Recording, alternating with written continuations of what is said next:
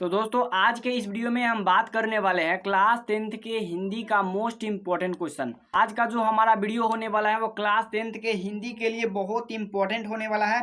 तो आप लोग वीडियो को शुरू से अंत तक जरूर देखिएगा। अगर आप लोग वीडियो को शुरू से अंत तक देखते हो तो आपके बोर्ड एग्जाम में एक नंबर भी नहीं छूटेगा, 50 का 50 भर करके आओगे। ठीक है, तो बिना देर किए ही चलिए हम लोग वीडियो को स्टार्ट करते हैं। तो आइए यहाँ पे सबसे पहला जो हमारा बेस्ट क्वेश्चन है वो क्वेश्चन है कि सीता के बड़े लड़के का नाम क्या था।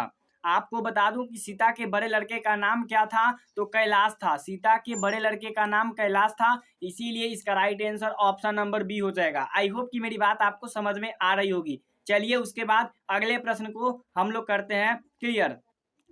आइए यहाँ पर दूसरा नंबर जो क्वेश्चन है वो कह रहा है सुजाता की कितनी कृतियां प्रकाशित हो चुकी है। ऑप्शन ए में दे रखा है 25 से अधिक, ऑप्शन बी में है 20 से, और ऑप्शन सी में है 20 से अधिक, और ऑप्शन डी इनमें से कोई नहीं है। तो आप लोग बता सकते हो कि सुजाता की कितनी कृतियां जो है, कहानियां जो है वो प्रकाशित हो चुकी है। इसका राइट आंसर हो जाएगा 25 से अधिक। सुजाता की जो कृतियां है वो 25 से अधिक प्रकाशित हो चुकी है। इसका right answer option number A हो जाएगा। आइए उसके बाद अगले प्रश्न को करते हैं। यहाँ पर तीसरा नंबर क्वेश्चन आ गया, नगर कहानी के लेखक कौन है। नगर कहानी के लेखक कौन है आप लोग बता सकते हो। क्या श्रीनिवास है, क्या सुजाता है, या फिर हजारी प्रसाद द्विवेदी है।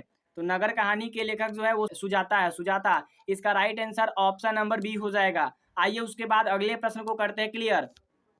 यहाँ पर चौथा नंबर क्वेश्चन है। चौथा क्वेश्चन है अनुज शब्द का स्त्रीलिंग रूप क्या होगा। अनुज शब्द का स्त्रीलिंग रूप बताना है। आप लोग बता सकते हो। ऑप्शन नंबर ए में दे रखा है अनुजी, ऑप्शन नंबर बी में है अनुजा, ऑप्शन नंबर सी में है अनुजे, और ऑप्शन नंबर डी में है इनमें से कोई नहीं। तो अनुज का स्त्रीलिंग रूप जो होगा वो अनुजा हो जाएगा, इसीलिए इसका right answer option number B हो जाएगा। इसका राइट आंसर क्या हो जाएगा, ऑप्शन नंबर बी हो जाएगा। सभी क्वेश्चन को लगातार करते रहना है और आप लोग अंत में कमेंट में बताना कि आपका कितना सही हुआ था। ठीक है, आइए उसके बाद निम्न में कौन शुद्ध वाक्य है। निम्न में कौन शुद्ध वाक्य है। अधीन, यहाँ पर बताना है अधीन जो है वो कैसे लिखाता है। अधीन कैसे लिखाता है ये कई बार बोर्ड एग्जाम में पूछ चुका है। इसका right answer option number B हो जाएगा। इसका राइट आंसर क्या हो जाएगा, ऑप्शन नंबर बी हो जाएगा। आइए उसके बाद अगले प्रश्न को देखते हैं। 6 नंबर जो क्वेश्चन है वो कह रहा है कि दास का प्रवाची क्या होगा। हमको क्या बताना है, दास का प्रवाची बताना है। तो आप लोग बता सकते हो क्या दास का प्रवाची चकर होगा, अमर होगा, या फिर चाकर होगा। आप बता सकते हो क्या दास का प्रवाची क्या होगा। तो मैं आपको बता दूं कि दास का जो पर्यायवाची हो जाएगा वो चकर हो जाएगा। इसका right answer option number A हो जाएगा। चलिए उसके बाद अगले प्रश्न को हम लोग करते हैं क्लियर। यहाँ पे 7वां नंबर क्वेश्चन है, अपेक्षा शब्द का विशेषण क्या होगा। अपेक्षा शब्द का विशेषण बताना है। अपेक्षित, अपेक्षिनी, अपेक्षा।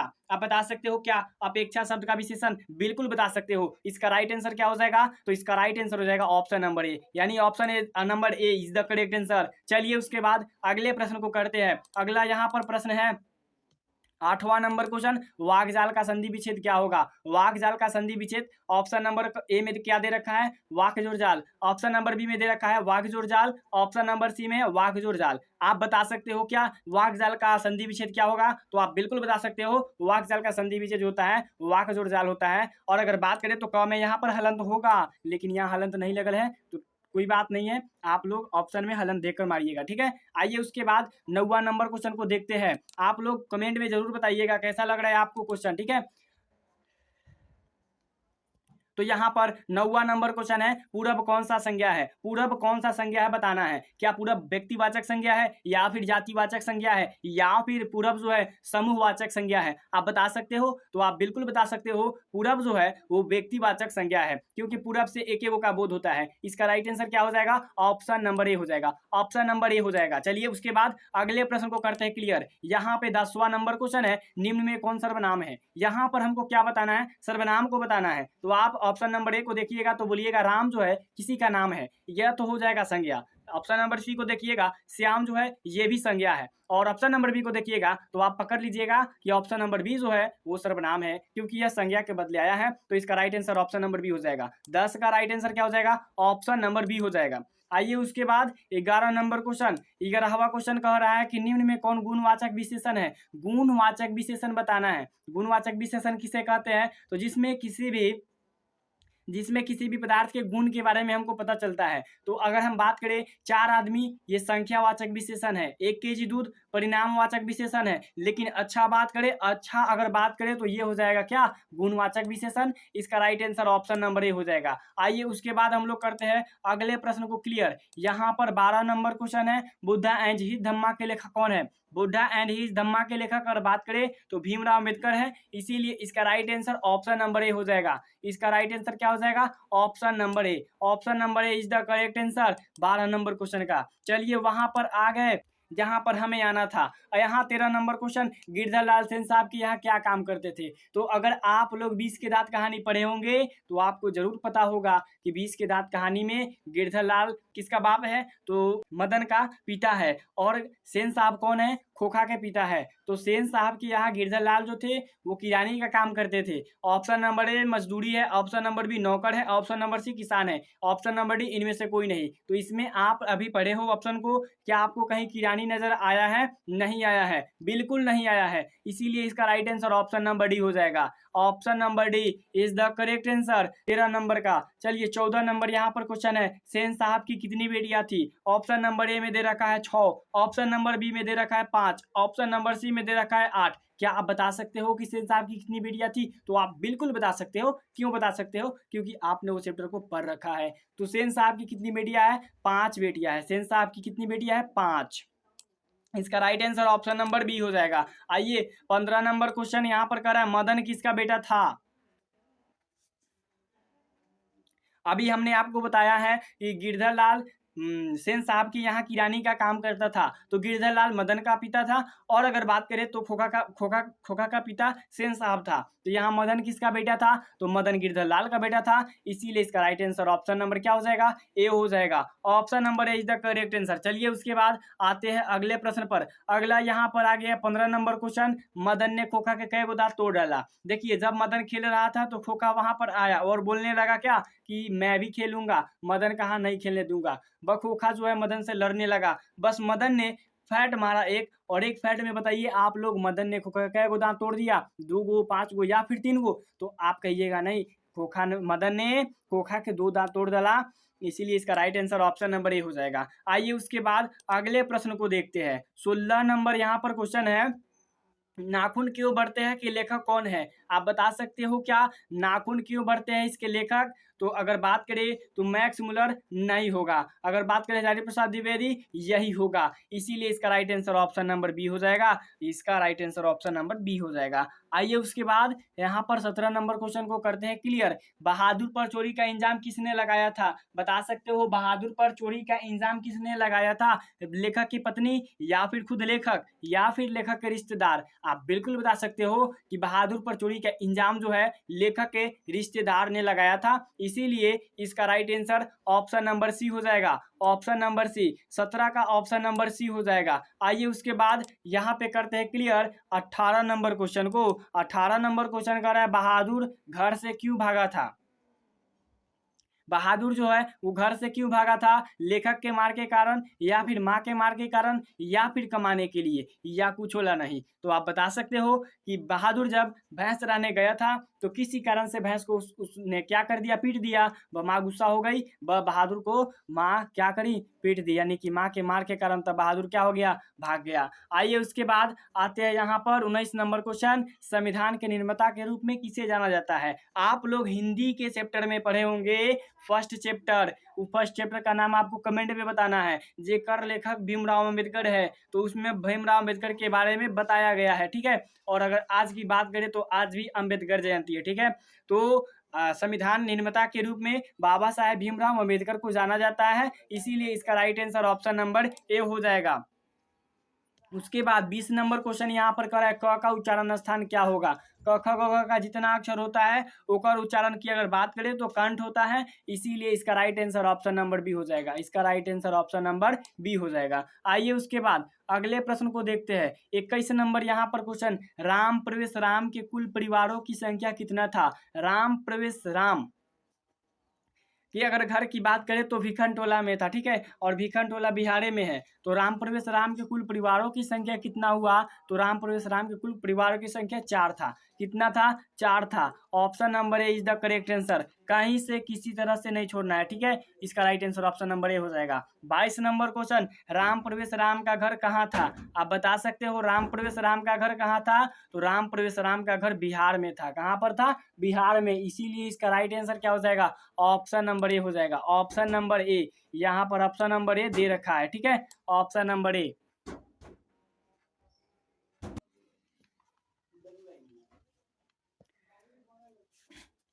आइए उसके बाद अगले प्रश्न को करते हैं क्लियर। यहाँ पर 23 नंबर क्वेश्चन आ गया कि बिरजू महाराज सबसे बड़ा अपना जज किसे मानते थे? दादी को, पिता को, माँ को, या फिर इनमें से किसी को नहीं? तो बिरजू महाराज, पंडित बिरजू महाराज जो थे वो अपने अम्मा को सबसे बड़ा जज मानते थे। इसीलिए इसका right answer option number C हो जाएगा। 23 का right answer option number C हो जाएगा, याद रखना। चलिए 24 नंबर क्वेश्चन है, हिंदुस्तानी डांस म्यूजिक कहाँ है? हिंदुस्तानी डांस म्यूजिक कहाँ पर है? कोलकाता में है, या मुंबई में है, या फिर पटना में ही है, या इनमें से किसी में नहीं? तो हिंदुस्तानी डांस म्यूजिक जो है वो मुंबई में है। इसका right answer option number A हो जाएगा। आइए उसके बाद अगले प्रश्न को करते हैं क्लियर। तो यहाँ पर 25वां नंबर क्वेश्चन है, राम नाम बिनु बिरथे जगी जन्मा के लेखक कौन है? क्या हजारी प्रसाद द्विवेदी है, या फिर गुरु नानक है, या रसखान है? तो राम नाम बिनु बिरथे जगी जन्मा के लेखक जो है गुरु नानक है। इसका राइट आंसर क्या हो जाएगा? आप लोग बता सकते हो? तो हाँ, आप बिल्कुल बता सकते हो। इसका right answer option number B हो जाएगा। आइए उसके बाद 26वां नंबर क्वेश्चन है, नादिशा के सैनिकों ने किसे मार गिराया? घनानंद को, या गुरु नानक को, या रसखान को, या इनमें से किसी को नहीं? तो नादिशा के सैनिकों ने घनानंद को मार गिराया। इसीलिए इसका right answer option number A हो जाएगा। इसका राइट आंसर क्या हो जाएगा? Option number A. चलिए उसके बाद यहाँ पर आते हैं 27वां नंबर क्वेश्चन, एक वृक्ष की हत्या के लेखक कौन है? मैक्स मुलर, हजारी प्रसाद द्विवेदी, या फिर कुंवर नारायण? तो एक वृक्ष की हत्या के लेखक कुंवर नारायण है। इसका राइट आंसर क्या हो जाएगा? Option number C. Option number C is the correct answer. चलिए उसके बाद आते हैं 28वां नंबर क्वेश्चन। 28 नंबर क्वेश्चन कह रहा है कि ख का उच्चारण स्थान, अभी हमने आपको बताया है कि क का जितना आएगा क ख ग घ अंग, इस स का उच्चारण स्थान अगर बात करेंगे तो कंठ आएगा। इसका राइट आंसर हो जाएगा ऑप्शन नंबर सी। आइए उसके बाद अगले प्रश्न को करते हैं क्लियर। यहाँ पर 29 नंबर क्वेश्चन कर रहा है, सरोज का संधि विच्छेद क्या होगा? सरोज का संधि विच्छेद सहज और रोज, या फिर सरह जोड़, या फिर सरोज, इनमें से कोई नहीं? आप बता सकते हो क्या? तो 29 का राइट आंसर हो जाएगा वो ऑप्शन नंबर बी हो जाएगा, सरह जोड़ ज हो जाएगा। सरह जोड़ ज हो जाएगा। आप लोग बता सकते हो, ठीक है। आइए उसके बाद अगले प्रश्न को करते हैं क्लियर। अगले प्रश्न यहाँ पर 30 नंबर क्वेश्चन है, एक वृक्ष की हत्या से में दूर से कौन ललकारता है? एक वृक्ष की हत्या पाठ जो है उसमें दूर से कौन ललकारता है? डाकू, कुत्ता, वृक्ष, या फिर इनमें से कोई नहीं? तो अगर बात करें तो एक वृक्ष की हत्या में वृक्ष जो है वो बुढ़ा चौकीदार की तरह दूर से ही ललकारता है। आइए उसके बाद अगले प्रश्न को करते हैं क्लियर। यहाँ पर 31 नंबर क्वेश्चन है, सभापति का स्त्रीलिंग रूप क्या होगा? सभापत्नी, सभा नेत्री, सभापति, या इनमें से कोई नहीं? तो अगर बात करें सभापति का स्त्रीलिंग रूप सभापत्नी हो जाएगा। इसका right answer option number A हो जाएगा। आइए उसके बाद 32 नंबर क्वेश्चन यहाँ पर कह रहा है, 32 नंबर क्वेश्चन, 32 म का उच्चारण स्थान। 32 नंबर क्वेश्चन में है म का उच्चारण स्थान क्या होगा? तो आपको बता दूं कि प फ व का जितना अक्षर आता है वो जाता है ओष्ठ में। इसका right answer option number C हो जाएगा। देखो यहाँ पर ऑप्शन नंबर सी दे रखा है, ओष्ठ। आइए उसके बाद यहाँ पर 33वां नंबर क्वेश्चन कह रहा है, निवास में उपसर्ग बताना है। उपसर्ग वह शब्दांश है जो किसी शब्द के आगे आता है, और प्रत्यय वह शब्दांश है जो किसी शब्द के पीछे लगता है। तो यहाँ पे हमको बताना है उपसर्ग, तो निवास में उपसर्ग जो हो जाएगा नी हो जाएगा। इसका right answer option number A हो जाएगा। आइए उसके बाद अगला प्रश्न को देखते हैं। 34 नंबर क्वेश्चन है, परीक्षा में कौन सा लिंग है? तो परीक्षा में अगर लिंग बताएगा तो ये स्त्रीलिंग हो जाएगा। ऑप्शन नंबर ए हो जाएगा। Option number A is the correct answer. आइए उसके बाद अगले प्रश्न को करते हैं क्लियर। यहाँ पर 35वां नंबर क्वेश्चन, हवा शब्द कौन सा लिंग है? हवा शब्द जो है वो भी स्त्रीलिंग है। हवा क्या है? स्त्रीलिंग है। परीक्षा, हवा, ये सब क्या है? स्त्रीलिंग है। आइए उसके बाद अगले प्रश्न को देखते हैं। यहाँ पर 36 नंबर क्वेश्चन, काल के कितने भेद होते हैं। कई बार बोर्ड एग्जाम में पूछ चुका है, देखने में बड़ी इजी है लेकिन कई बार बोर्ड एग्जाम में पूछ चुका है। काल के 5 भेद होते हैं या 7 होते हैं या 3 होता है या इनमें से कोई ऑप्शन में नहीं होता है। तो मैं आपको बता दूं कि काल के जो होते हैं 3 भेद होते हैं। इसका right answer option number B हो जाएगा। आइए उसके बाद यहाँ पर 37 नंबर क्वेश्चन, उदय का संधि विच्छेद क्या होगा।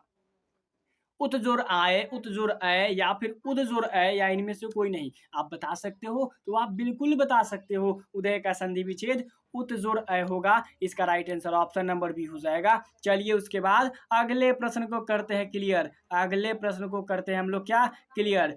आइए यहाँ पे 38 नंबर क्वेश्चन कह रहा है संधि के कितने भेद होते हैं।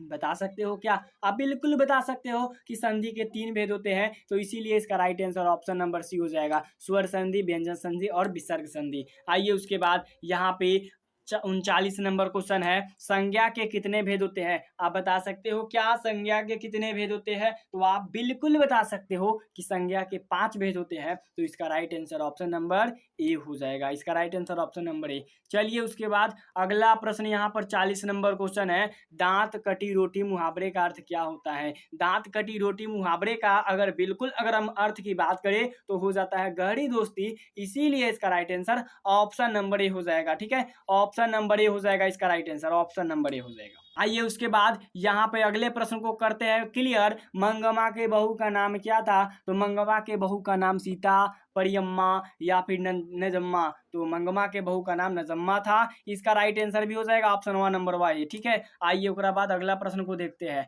अगला प्रश्न यहाँ पर है 42 नंबर क्वेश्चन, धरती कब तक घूमेगी में सवाल किस चीज का है। तो धरती कब तक घूमेगी अगर सवाल की बात करें तो रोजी रोटी का समय है। रोजी रोटी का यानी कि सवाल है, किसका सवाल है, रोजी रोटी का सवाल है। ठीक है, एक तरह से देखा जाए तो कमाने का नहीं हो जाएगा, रोजी रोटी का सवाल है। ठीक है, आइए उसके बाद अगला प्रश्न यहाँ पर है 43 नंबर क्वेश्चन, छूत का विलोम क्या होगा। छूत का विलोम अछूत होता है। अछूत देखो इसमें किधर है तो आप बिल्कुल बता सकते हो सर जी यहाँ पर तो है 43 का ये तो है, परंतु अगर बात करें तो इसमें जो है हर्ष ऊ है लेकिन इसमें दीर्घ ऊ है, तो हम इसको नहीं मान सकते हो। तो अगर आप नहीं मान सकते हो तो इसका right answer option number D लगा देना। अगर मान सकते हो बिल्कुल नहीं मानेंगे। क्यों मानेंगे, क्योंकि ऑप्शन गलत है, हम मन भी नहीं करेंगे। इसका right answer option number D हो जाएगा। ठीक है, आइए उसके बाद अगले प्रश्न को करते हैं क्लियर। 44 नंबर क्वेश्चन, मैं काल दिल्ली जाऊंगा, नहीं मैं कल दिल्ली जाऊंगा।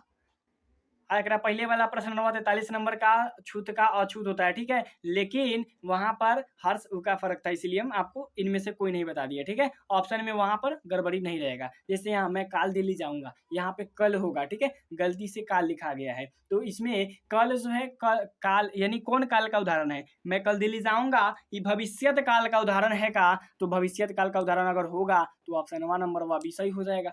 बिल्कुल सही है ना, सही है। आइए उसके बाद 45 नंबर क्वेश्चन, अज्ञे अज्ञे किस काल के कवि थे। आई होप कि मेरी बात आपको समझ में आ रही होगी। ठीक है, तो ये जो थे ना प्रयोगवाद काल के कवि थे, प्रयोगवाद काल के। ठीक है, इसका right answer option number A हो जाएगा। आइए ओकरा बाद यहाँ पे 46वां नंबर क्वेश्चनवा कह रहा है कि दसमुख कौन सा समास का उदाहरण है। दसमुख जेकरा 10 गो मुख हो रावण, तो में देखो तो संख्या 10 मुख यानी कि क्या होता है, संख्यावाचक। संख्यावाचक कौना में होता है, द्वंद्व में कि द्विगु में। आप बिल्कुल बताइएगा नहीं सर द्विगु में होता है। तो एक राइट आंसर हम कह देंगे कि ऑप्शन नंबर बी मार लो। ठीक है, आइए जहाँ पे 47 नंबर क्वेश्चन, सादर का विलोम क्या होगा। अरे सादर का विलोम क्या होगा भाई, तो सादर का विलोम निरादर होगा। इसका right answer option number B हो जाएगा। ठीक है, इसका right answer option number B हो जाएगा। आइए ओकरा बाद 48 नंबर क्वेश्चन है कि नगर किस भाषा के में रचित है। नगर कौना भाषा में रचित है। तो नगर जो है वो तमिल भाषा में रचित है। आयकर लेखक सुदाता है, जो कि पिछले क्वेश्चन में बताए हैं आपको। ठीक है, 49 नंबर क्वेश्चन है यहाँ पर। 49 नंबर क्वेश्चन, गुणवाचक विशेषण का उदाहरण है। गुणवाचक विशेषण का उदाहरण क्या होता है, जिसमें गुण की बात करें, किसी भी वस्तु का गुण की बात करें तो यहाँ पे 5 केजी कौन गुण है, नहीं तो परिणाम है। 4 गो आदमी गुण है, नहीं तो संज्ञा है। ईमानदार गुण है, हाँ ओकर गुण है कि ईमानदार है। एक right answer option number A हो जाएगा। ठीक है, इसका right answer option number A हो जाएगा। आइए ओकरा बाद यहाँ पे करते हैं लास्ट क्वेश्चन को क्लियर। बहादुर कौन था। जमींदार, नौकर, विद्यार्थी या इनमें से कोई नहीं। तो बहादुर एक नौकर था। बहादुर क्या था? एक नौकर था। इसी के साथ हमारा होता है 50 प्रश्न पूरा। और मैं आशा करता हूं कि आपको सारा प्रश्न समझ में आया होगा। यदि मैं सही कह रहा हूं तो कमेंट में यस लिखो, अगर गलत कह रहा हूं तो भैया नो लिख दो जरूर, ठीक है। आई होप कि मेरी जो बात है शुरू से लेकर अंत तक आपको समझ में आई होगी। और अगर आप लोगों को आई होगी तो आप वीडियो को लाइक करना, चैनल पे अगर नए होंगे तो चैनलवा को सब्सक्राइब कर लेना, ताकि आपका एग्जामवा में ये चैनलवा आपका बहुत मदद करेगा और आपका जो नंबर आने वाला था सेकेंड वो हो जाएगा फर्स्ट। आई होप कि मेरी बात आपको समझ में आ रही होगी। तो इसी के साथ मिलते हैं नेक्स्ट वीडियो में।